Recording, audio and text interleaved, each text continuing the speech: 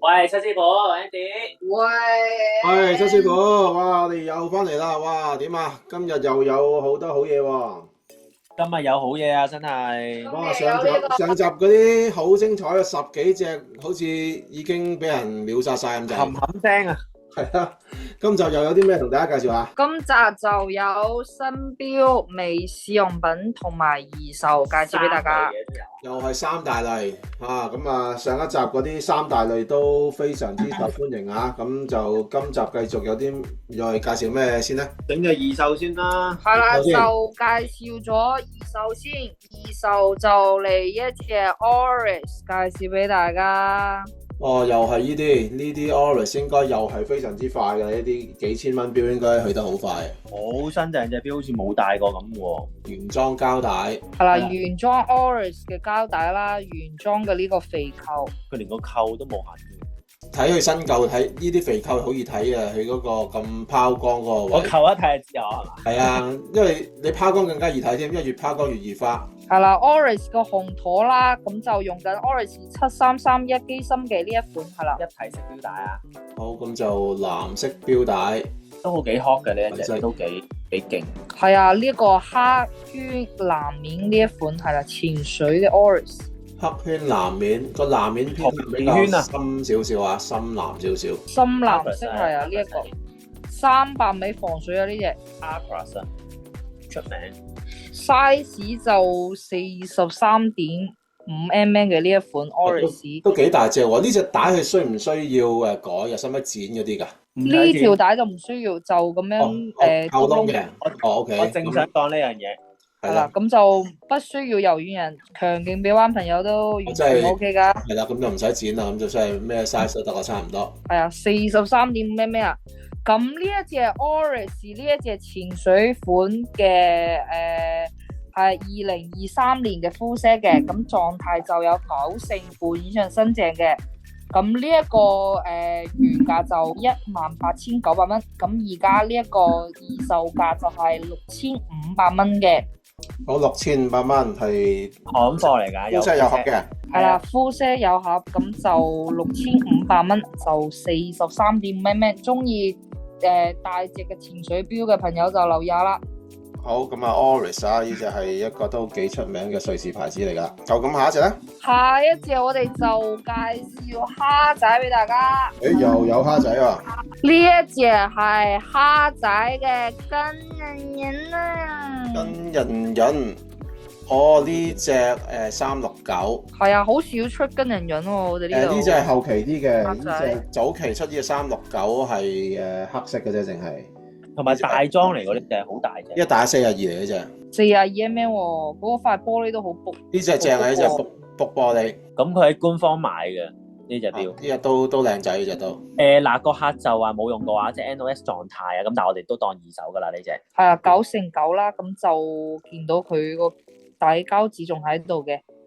呢只我曾經都有隻全鋼嘅，唔錯，幾舒服嘅呢隻，但係幾貼手，同埋個布面係幾靚嘅。官價大約5,900啊呢隻，而家 p check 到佢，但係佢金鋼係貴啲嘅。好，咁呢隻咁新淨，咁就一定係 full set 㗎啦。呢一隻蝦仔 Ocean One Vintage 369呢一款係42mm，咁就2022年錶。狀態有9/9新啦，咁呢一隻錶佢嘅二售價就係3,600蚊嘅。我3,600蚊嘅啫。係啦，中意蝦仔跟人樣嘅朋友就留意下啦，呢一隻就復古字釘啦，玩啲 vintage 蒙蒙地嘅嗰度，好似成個膠面咁啊。係啦，佢玩 vintage 嘛。喂，係咪透底啊？呢隻應該呢一襪底啊。個就係襪底嘅，應該襪底係啊。咁啊3,600蚊我啫，下隻咧？就下一隻介紹蘇地亞。哇，呢隻靚喎，得意喎，呢隻少見。呢隻未見過喎。不規則嘅一個殼，好似係咪啊？花的就喺2點位喎。唔係啊，嗰個係咩殼嚟啊？即係佢咁樣用殼，係一斜咗上去嘅，有啲好似一啲咩梯形嘅感覺啊，錶殼。即係崩咗一忽咁咯。係佢斜咗上去。花的梯形。花的係收咗2。可能要揾翻隻錶嘅資料先知點解佢咁樣設計啊？特別啲咯，即係錶殼嚟講，真係第一次見啊！呢啲咁嘅錶殼比較獨特啊。係啦，純操兵字體啦，見到係冇日期嘅呢隻錶，哇好冇斷簡單字，喎冇日真係期，同埋有啲漸變啊嗰個面。嗱，有啲漸變嘅磨砂啦，呢個偏大錶隻翻少少嘅嗰個字釘。係啊，咁幾得意，就就有少少鮑魚殼嘅感覺，但係就走上去嘅。好過人。左上嗰粒的係咩啊？即係右上嗰粒的係較內圈啊，冇內圈嘅呢隻唔係呢個冇啊佢本身都係我直情巴的嚟㗎。普通巴的嚟嘅啫，只不過佢嘅設計位擺咗上去哦兩點位嗰度，都巴的嚟幾特別呢隻錶嘅設計。 size 就39mm 啦，呢個 size 都幾得意個殼型。右巴的啊，呢隻叫右上角，即係精工就左下，就右下啊嘛。右下佢係先講好興，咁又右上，咁都係第一次見咧，幾特別嘅 Zodia。原價好似7、8千咁上下。係咁呢隻而家係點啊？膚色定係點㗎？呢一隻蘇地亞係39mm，咁就2022年嘅 full set 嘅，咁原價就8500蚊嘅，而家嘅二售價就係3800蚊嘅。 3800嘅啫，咁3800就蘇地亞裝。皮帶裝扣係啦。咁就係呢個叫做比較老牌嘅瑞士錶啦。都比較復古嘅，咁都係瑞士做嘅蘇地亞係啦，瑞士機芯。好嚟隻好嘢啦！好，我哋下一隻就介紹浪琴，浪琴 Longines 分錶喎，今日咁多大粒的喎。爺呢隻係計時打俾好大粒喎，呢粒的真我成係。日都唔知呢個叫做乜嘢巴的喎，即係佢又唔係洋葱頭又，係咪算洋葱頭咧？即係叫咩？全射巴的係嘛叫？呢隻係咪 Mono Pusher 嚟㗎？係啦，一粒掣去計時啦、停同埋 reset 嘅，哦，唔怪之佢突出嚟啦，哦，不過真係同埋佢上鏈都好易擰啊，即係向上可以上鏈。即係算洋葱巴係啊，嘅。幾特別啊，好大粒。嗰個外圈就係啦，有一個軍標圈啊，係啦，有一個啲釘啦，係啦。軍標計時。哦，咁呢隻係咦咁新淨嘅錶帶。條錶帶未使用品嚟嘅，哦，隻錶帶未錶就用過，係啦。咁錶主佢用嘅時候就用咗另一條錶帶嘅。哦，我見佢側邊好似有個篤掣喎。係啦，呢一個就係按跳日期，係啦。咦？但係佢都唔得意，個日期喺6點嘅喎。哦，按跳日期。啱啱冇咗個6字。係啊，冇咗個6字嗬，就擺咗個日期位喺嗰度。咁呢一隻都係呢一個 automatic 嘅呢一隻浪琴。咁狀態都有90%半上新淨啦，條皮帶就未用過嘅原係啊，條皮裝皮帶。帶新到咁樣，我驟眼望以為新錶添。係啦，原裝嘅呢一個浪琴嘅蝴蝶扣啦，都同樣係未用過嘅。咁狀態都係啦，好新淨嘅。呢一隻浪琴係41mm，呢一隻 Mono Pusher。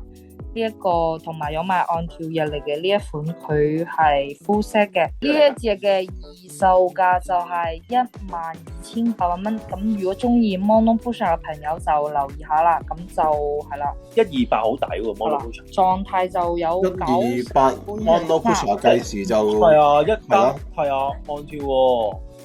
佢唔係計時啊。12800萬鬆啲蚊啦，按跳。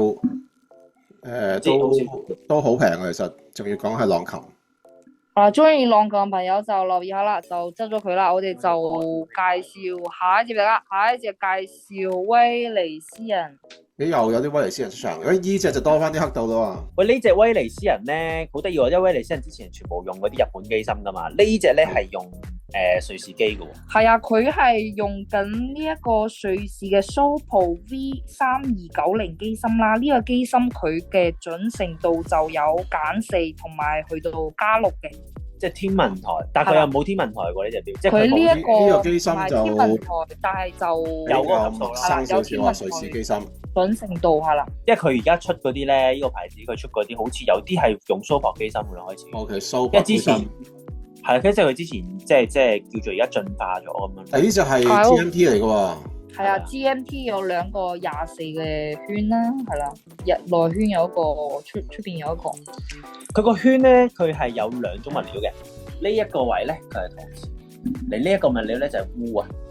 哦，佢有雙色圈係嘛？你見唔見到個綠字呢度位啊？係啊，雙色㗎嘛個圈。佢有兩個圈嘅。綠字呢一個18就係呢個鎢鋼啦，黑色位置就陶瓷圈。佢嗰啲黑道咧咁似氣燈嘅。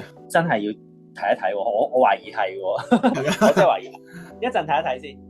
佢冇講啊，因為個個標主冇。不過我睇佢個夜光就係瑞士嘅 C3 夜光啦，係啦。哦 C3 就唔係嘅，好應該係超級夜光嚟嘅啫。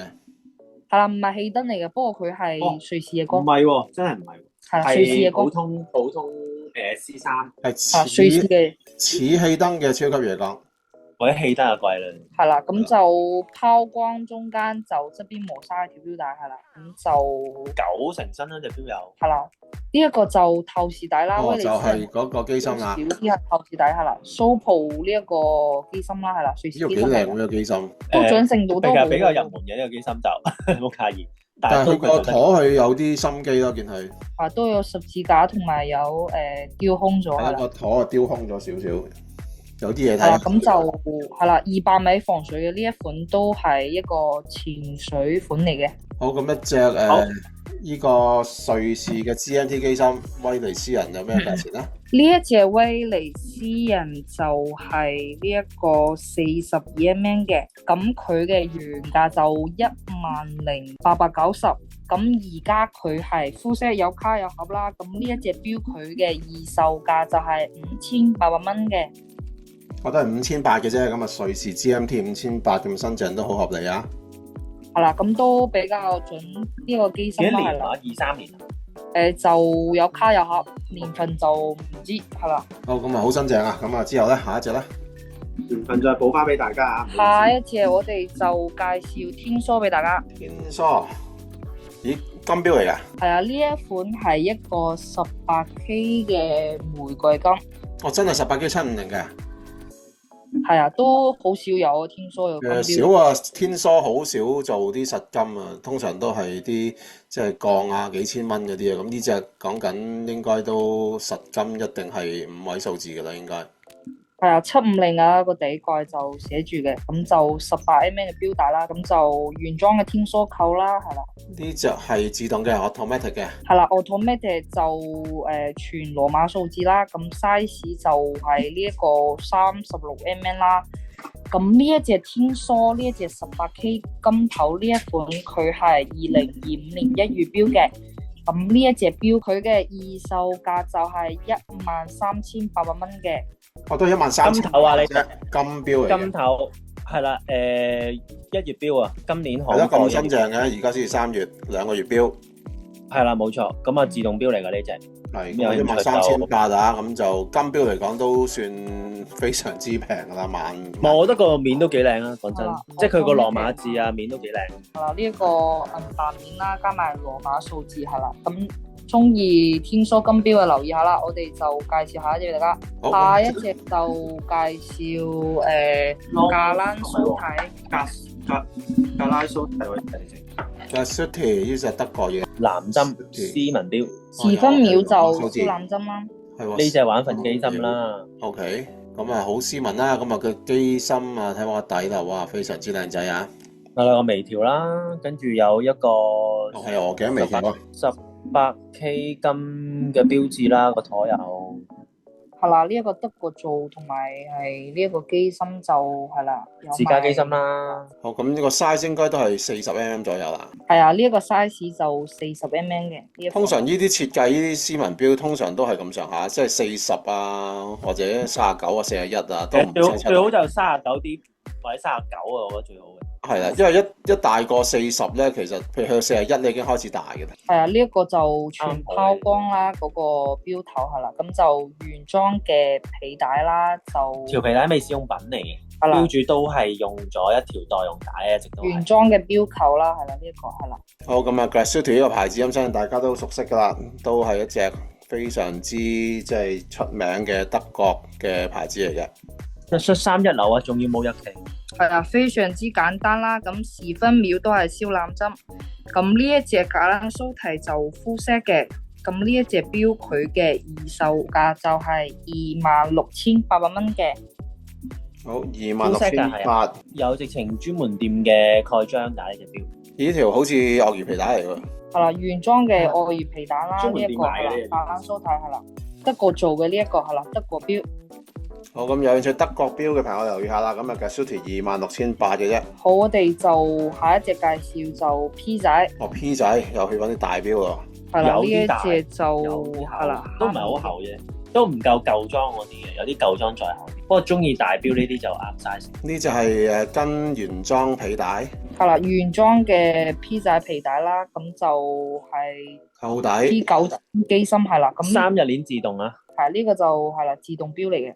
即係好出名佢自己自家嗰隻機芯。好，咁呢隻咁大隻，咁佢係正錶定 full set 咧？呢一隻 P 仔就 full set 嘅，咁原裝帶原裝扣，咁呢一隻 P 仔佢嘅二售價就係27,800蚊，咁就 full set 嘅。咩 size 啊？你係44好似係啊，44mm 啦，呢一隻都係裝嘅。跟一條帶咗。錶帶佢有3條錶帶嘅，係啦，仲有一條膠帶，一條皮帶原嘅。裝皮帶係啦。呢個一錶3帶呢個係2條皮帶同埋1條膠帶啊。係啦，係啦27,800就呢一個係啦 automatic 呢個自家機芯。我哋就介紹下一隻啦，下一隻介紹萬寶龍。萬寶龍哇！上一集嗰隻萬寶龍嗰隻冰又山跳翻去萬寶龍嗰隻賣咗啦，嗰隻好多人問。係冰山嗰隻去得好快嚇。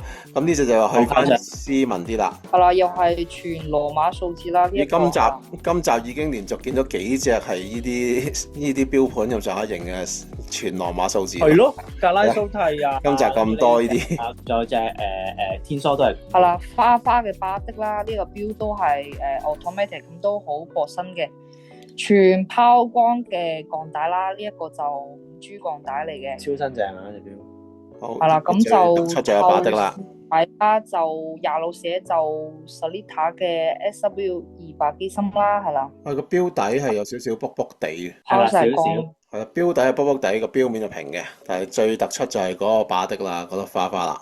戴上手都非常之簡約嘅，好睇嘅。但係我價錢都好嚇人啊！我想講。係咯，萬寶龍啲錶都幾抵玩嘅，嗰啲即係新錶我唔知啊，即係二手價都 OK 抵玩嘅，其實都。新錶又貴啲嘅，但係依隻錶個價錢都幾嚇人。呢一隻萬寶龍2023年嘅1月錶嘅，咁呢一隻錶佢嘅二售價就係4000蚊嘅。嚇，4000蚊嘅？係啊，鋼帶萬寶龍4000蚊。4000蚊萬寶龍啊？唔係啦，full set 嘅你。係咯，抵喎！我以為天梭添呢個價錢。係啦，冇係啦啦，40mm 啦，呢個 size 係啦，我哋就介紹下一隻大家，下一隻就介紹。冇咯，仲有冇二手啊？二手已經介紹完啦。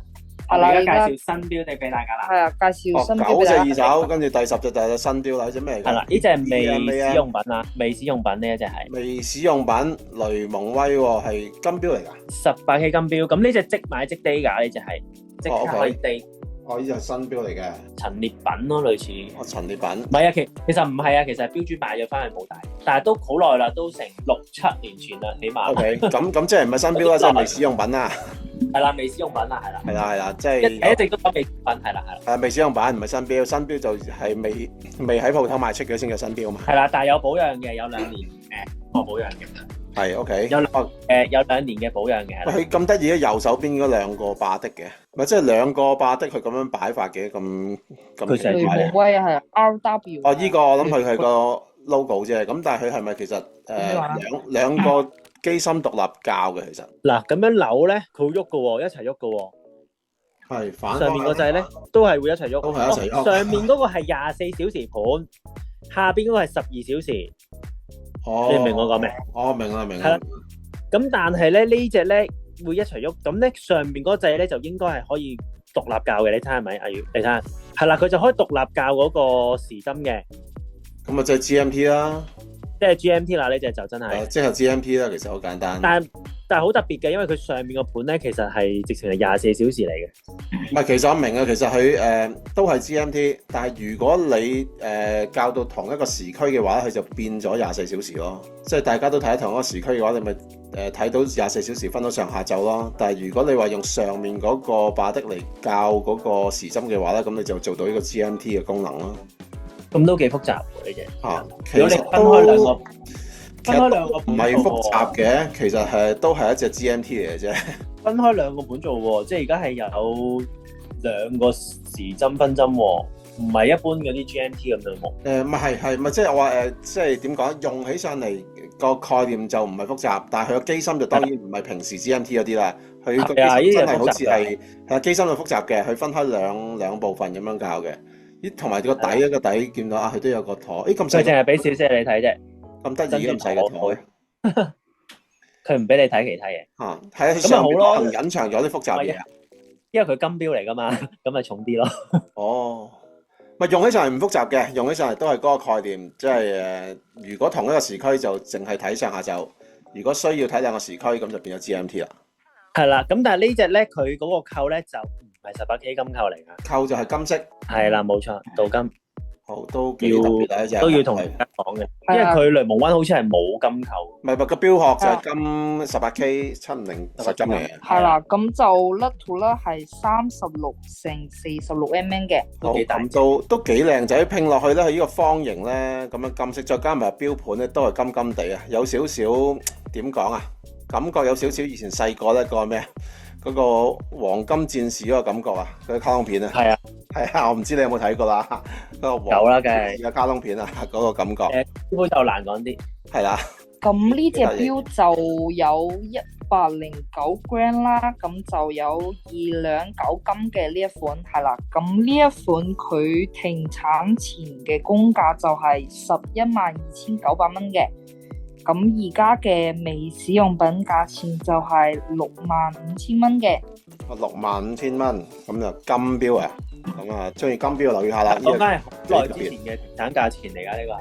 好耐之前嘅，因為呢只係屬於其實佢個即係收藏，即係內嘅樓盤嚟嘅都係啦，收藏品嚟㗎啦，應該好難揾，好少咯。其實幾靚啊！呢個樣真係幾特別，即係買金錶嚟講，呢隻算係又唔算話斯文到好點講咧，又唔係好 sporty，又唔好斯文，幾特別咯。真係有少少真係黃金戰士嘅感覺啊！我覺得幾有個性，OK 嘅。OK，幾靚仔，同埋第一眼望落個標盤咧，佢個 AM、PM 呢兩個字咧都幾 eye catching 嘅，其實都。咁啊，中意咁特別少少嘅金錶嘅朋友都可以留意下呢隻，咁啊65000蚊嘅啫。好，下一隻總正啊！好，我哋下一隻介紹。總正嗰啲咩咧？覺得好靚呢個牌子，好少見嘅呢個牌子。呢隻係雅典啊？係啦，一隻普通嘅3針潛水錶。雅典呢個牌子係貴嘢嚟㗎喎。係啊，但係佢個牌子就係貴嘢嚟嘅。係啊，牌子貴嘢嚟㗎，係啊。咁啊，一體式錶殼啦，見到。佢6點位嗰隻數字好似有少少獨特喎，望落去係咩字嚟㗎？雖然支遮住咗。不過而家呢隻新錶嚟㗎？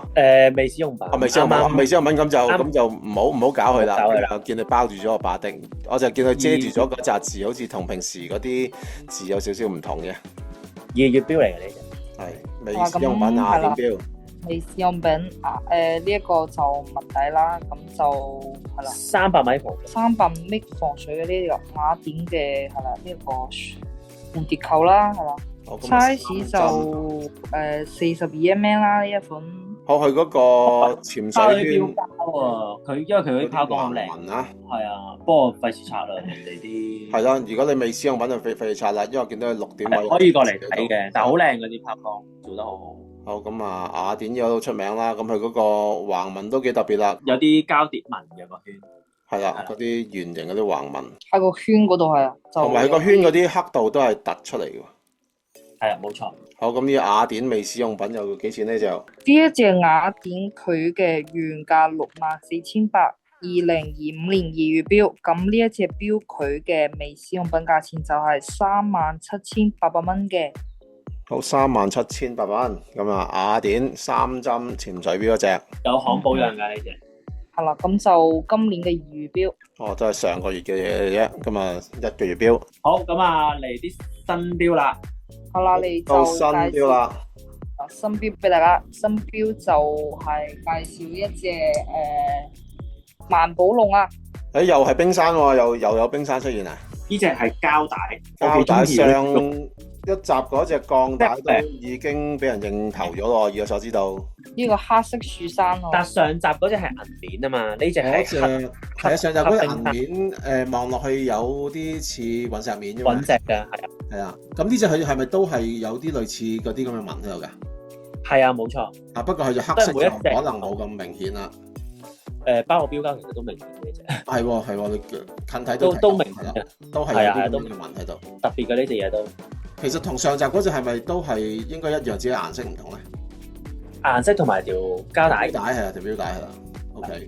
不過反而我覺得佢黑面咧，佢咁樣撞膠帶仲靚，因為佢條帶都黑色噶嘛。咁係你如果灰面撞黑帶就好似係啦，就好似冇咁襯咯，除非撞咩灰帶係啦。咁個 sport 啲咯，係啊。咁黑撞黑，灰撞灰啊。咁啊上一集嗰隻灰加鋼帶咁就已經賣咗啦。咁呢隻就黑面加黑帶咁啊，襯翻比較 sporty 少少啦。好，咁呢一隻膠帶應該我諗係咪會抵玩啲咧？平少少。呢一隻膠帶萬寶龍呢一隻冰山系列，佢原價係24,500，咁而家嘅新標折後價就係16,800蚊，咁都係42mm嘅。哦，16,800咁啊，平少少啦，咁就中意玩膠帶。年保養係啦。好啦，咁就有2年嘅原廠保養啦。哦，咁呢隻我反而中意多上集嗰隻。sporty 啲咯，睇下自己中意 sporty 點樣咯。不過呢隻使唔使剪帶咧？呢條帶都唔需要噶，咁都係都係得窿嘅，咁正。係啦，篤窿嘅蝴蝶扣。哦，咁啊之後有冇新標啊？最後啦，仲有2隻新標。係啦，仲有2隻新標介紹俾大家，咁就係 Omega 嘅呢一個 Dark Side of Moon 係啦。哇！呢隻出名喎，Dark Side 新標，Dark Side 都唔使多介紹啦，就非常之出名啊！咁啊，黃針，哇！佢嗰個真係月球嗰啲紋嚟喎，一點點咁樣喎，咁有少少半透 skeleton 啊，少少嗰度。機芯都同樣有嗰個紋架嘅標帶嗰度，係啦。好似做到嗰啲去咗月球嗰啲紋啊。呢一個就阿波羅8號啦，月球個表面。哦，咁呢個 Dark Side 都好出名噶啦，相信咁就應該大家都知噶啦。都知係陶瓷殼嚟嘅，大家都知啦，應該係。係啦。係啦，太聽加呢一個陶瓷嘅標扣啦。兩個物料，新裝嚟嘅呢隻 Dark Side。呢個新裝。呢隻新裝 Dark Side 嚟嘅，係啊，我陣間會俾埋隻舊裝俾大家睇。呢隻係蝴蝶扣㗎，呢隻係。哦，咁啊新裝蝴蝶扣，咁啊咩價錢咧就？呢一隻 Omega Dark Side of Moon 呢一隻新裝阿波羅8號就11,250原價嘅，咁而家新標嘅折後價就係83,800蚊。咁都係即買即低，有5年原廠保用嘅。好，83,800咁就新 Dark Side 嚟嘅。咁之後仲有冇啊？係俾大家睇下有咩分別咧？呢兩隻。仲有一款舊裝嘅 Dark Side 舊 Dark Side 應該唔出，呢隻應該唔出噶啦，係啦。右邊嗰隻應該唔出噶啦。哇！乍眼望落去，即係好似分別唔係好大喎。有嘅，你睇個秒針咧，佢呢度個秒針。呢條標帶係好似有啲唔同啊？標帶都有少少唔同，係啦。係啦，秒針我見到就左邊嗰個係一個火箭係嘛？火箭啊！呢一個就係一個火箭嚟嘅秒針。好，咁就應該係舊裝會抵玩啲咯。咪都有啦 ，Telemeter 啦，呢度冇咯。同埋有少少唔同嘅，其實標面都有少少唔同，或者上網 search 啲資料都得。係啦，有少少唔同嘅。咁呢一個就舊款就跟呢一個針扣啦，都係陶瓷針扣嘅。舊款有跟針扣，新款有跟蝴蝶扣。咁同樣都係透視底啦，咁標帶都有呢一個紋路。哇！佢份手動嗰份機芯超靚，我想講真係好靚呢隻。條標帶舊裝條標帶好似仲正，我覺得。好靚啊機芯。係啦，舊裝條標帶仲靚仔，我覺得。不過依度唔方便 show 俾大家睇。係。新裝標帶。咁價錢方面咧，咁邊隻貴啲啊？舊裝嗰隻新裝就83,800啦，咁啊舊裝呢隻咧？舊裝就原價係84,600，咁新標嘅折後價就係67,800蚊嘅。67,800蚊啊！咦，都爭成16,000蚊喎。係啦，都係即買即低啦，咁都係同樣有5年保養嘅。原來 Dark Side 新舊裝都爭一段距離啊！我中意右邊嗰隻喎，但係真係。係啦，阿波羅8號咯。不過左邊就有停。咁啊，有隻 Dark Side 留意下啦，咁就舊裝。係可以落嚟望下，真係好靚嘅份機。係啦，咁啊新裝咁啊貴得嚟，應該都有啲原因嘅，可以咧比較下。361機芯咁樣。係啦，咁上彩蛋。361機芯係啦，咁就上彩蛋俾大家。A few moments later。係一隻精工啊彩蛋係啦。精工五仔，呢啲都唔使多介紹啦。精工五仔，咦，仲要係呢個7珠帶。我日期好似有少少特別嘅，你睇下寬嘅日期嗰啲字有少少唔同。因為 OK 喎，7珠帶喎，通常精工五仔嗰啲都係跟板帶喎，7珠帶都幾靚啊。有啲特別以前嘅中東字啊，係咪中東字好似係？唔係喎，真係唔知咩字嚟。咁啊，唔知咩字啦，咁樣係啊。咁就波板糖秒針啊，唔好意思啊。咁就知秒針有波板糖味啊。咁佢嗰個時分針好似知係咪？呢啲係咪叫乜柳葉針啊？類似柳葉針啊嘛，係啦。咁啊，五仔機針啦。係啦，咁但係佢嗰個時分秒針都幾特別啊。咁有呢個精工五仔，海膽價幾錢咧？秒殺價。呢一隻精工就係2024年標係嘛？係24年12月標嚟。係啦，12月標，咁就 full set 彩蛋，咁呢個 size 就係37mm 嘅，咁呢一隻標嘅彩蛋價就係700蚊，full set 彩700蚊嘅蛋。啫，好700蚊因為買到自動標啊，咁或者精工嘅五仔，咁啊應該都好快咧，淨係。好啦，哇！咁今日都好多啦，咁啊介紹咗成呢個13隻標啦，咁啊14隻標啦，連晒彩蛋新標二手同埋未試用，咁我哋時間差唔多啦，咁我哋下次有咩新標想同大家見面咯。好，多謝大家。多謝啦，好啦，拜拜。拜拜。